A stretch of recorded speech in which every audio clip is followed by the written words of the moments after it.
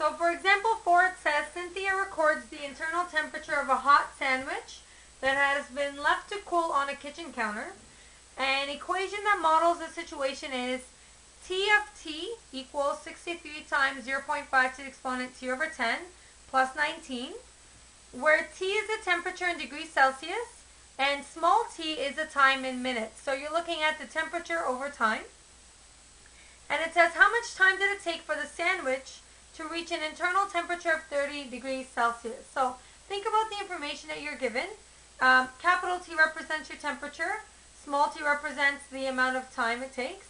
And if you just analyze the equation that you have right now, there's a lot of information that you can gather from the equation that's given.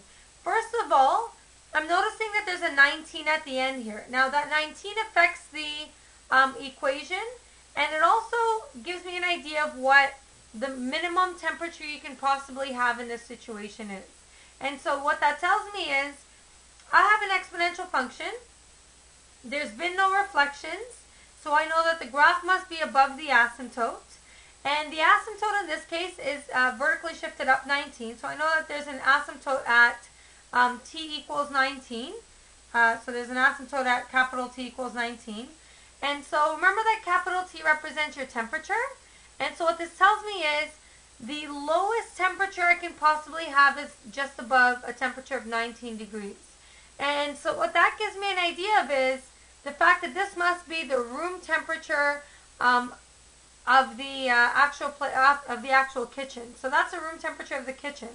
Remember that if you have something cooling on top of a counter, it can't go any lower than, the temperature can't go any lower than the actual temperature of the room.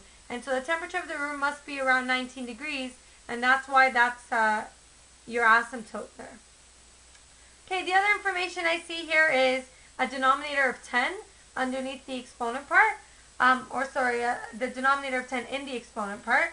And so what that tells me is it takes 10 minutes for the temperature of the sandwich to decrease, okay, by a certain amount. And if I look at the base of the actual exponent, the base of the exponent is a half, which means I'm looking at a problem that's related to half time.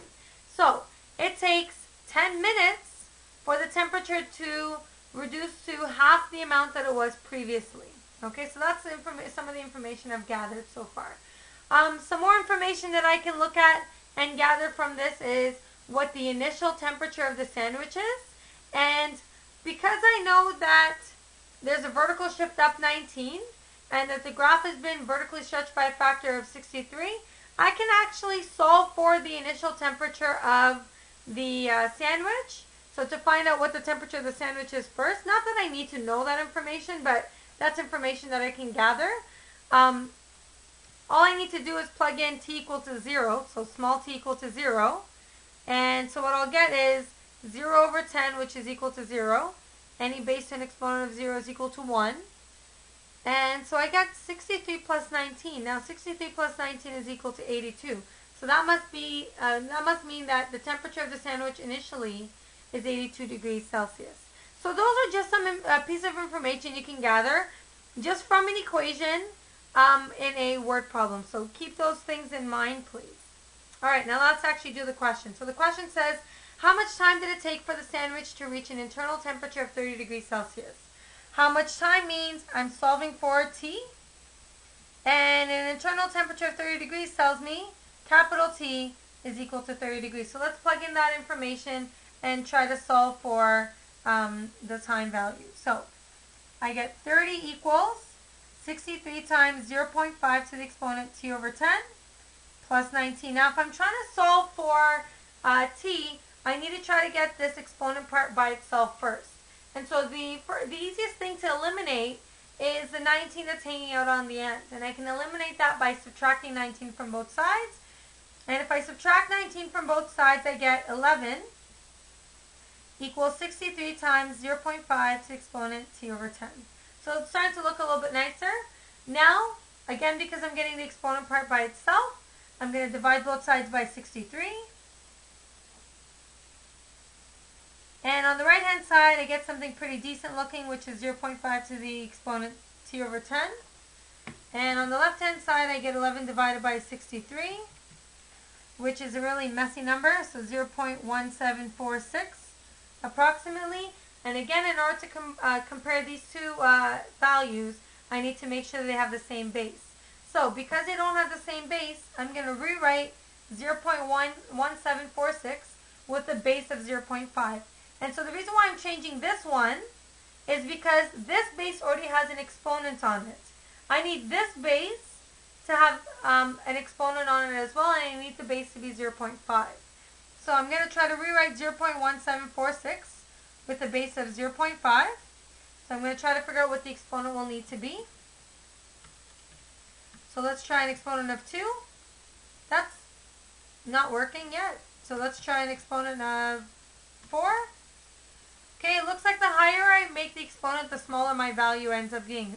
So 0.5 to the exponent 2 was a bigger number than 0.5 to the exponent 4. And that makes sense because the base is less than 1. So let's try 0.4 to the exponent. 0.5 to the exponent 3. Okay, still too small. So 0.5 to the exponent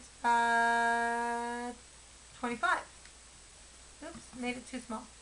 0.5 to the exponent 0.25 is what I meant to type. Still not working. So let's try 0.5 to the exponent 25.2. I meant to say 2.52. 2.5 is working. Okay, so 2.5 actually works. So an exponent of 2 was not working, and an exponent of 3 was still not working. So an exponent of 2 was too high, an exponent of 3 was too low. So an exponent of 2.5 is pretty close, and that's where I need it to be. So I'm going to rewrite the left-hand side here as 0.5 to the exponent 2.5. And that's approximately equal to 0.5 to the exponent t over 10. And so because the bases are the same, I can ignore the bases and just compare the exponent parts. And in order to get t by itself, I need to multiply both sides by 10. And I get 25 is approximately equal to t. Okay, so it takes about 25 minutes for the temperature to decrease to 30 degrees. So therefore, it takes about 25 minutes for the temperature to decrease to 30 degrees Celsius.